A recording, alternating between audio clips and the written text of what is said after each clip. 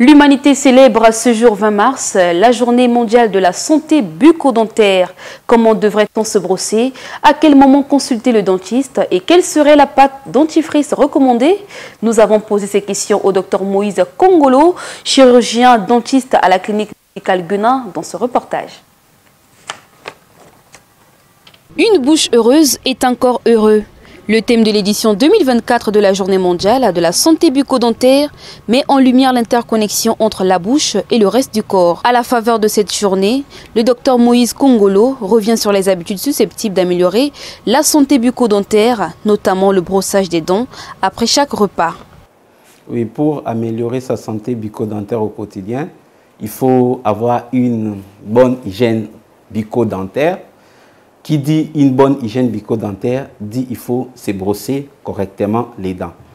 Donc se brosser les dents, par principe, ça doit se faire après les repas, parce que l'objectif du brossage des dents, c'est d'éliminer les restes de la nourriture qui étaient collés sur les dents, pour que ces restes alimentaires ne puissent pas poser de problèmes. Donc le brossage, par principe, se passe après les repas. C'est vrai que souvent, les gens, surtout le matin, ils font l'inverse. On se brosse les dents dès qu'on s'est réveillé. Mais après avoir pris notre repas du matin, on ne se brosse pas. On prend nos bagages, nous sortons, nous partons. Ça, c'est une grosse erreur que nous commettons. Il faut qu'après avoir mangé, c'est-à-dire après avoir pris notre petit déjeuner, nous devons nous brosser les dents. Comme ça, il n'y aura plus de restes alimentaires au niveau de notre bouche. La santé bucco-dentaire passe également par une bonne hygiène alimentaire. Il faut avoir une bonne hygiène alimentaire. Une bonne hygiène alimentaire veut dire, notamment pour les dents, il faut éviter la consommation de sucreries. Parce qu'une forte consommation de sucreries va entraîner des caries dentaires. Non seulement des caries dentaires, mais d'autres problèmes d'ordre généraux, telles que l'obésité, et l'obésité va entraîner des maladies cardiovasculaires comme l'hypertension, le diabète, et peut entraîner beaucoup d'autres complications. La consultation du dentiste, tous les 6 mois, contribue à éviter plusieurs maux, dont la carie dentaire. La consultation chez les dentistes doit se faire après chaque 6 mois, qu'on soit malade ou non.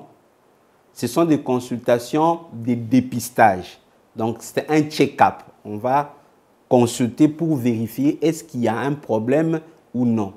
Pourquoi? Parce que toutes les maladies, et même les maladies bucco-dentaires y compris, pas seulement la carie, parce que dans la bouche, il y a plusieurs organes et plusieurs maladies peuvent toucher les éléments que nous trouvons dans la bouche. Ça peut être la langue, ça peut être l'os, ça peut être la muqueuse, ça peut être les lèvres, ainsi de suite.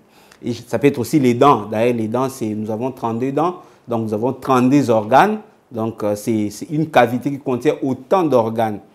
Okay? Mais généralement, lorsque les maladies commencent, la personne victime de la maladie n'est pas consciente qu'il y a déjà une maladie qui a commencé. Quelle pâte dentifrice privilégiée pour sa santé bucco-dentaire? Il n'y a pas une pâte spéciale pour le brossage des dents.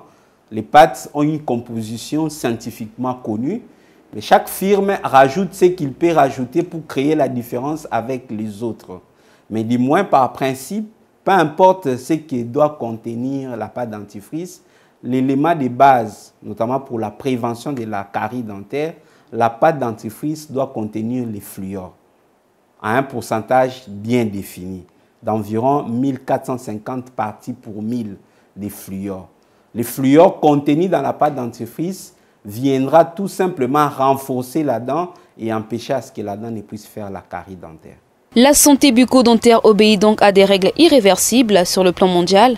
60% des jeunes de 6 à 15 ans souffrent de caries qui pourraient être évitées par l'acquisition d'une bonne hygiène bucco-dentaire, toujours préférable à des soins curatifs.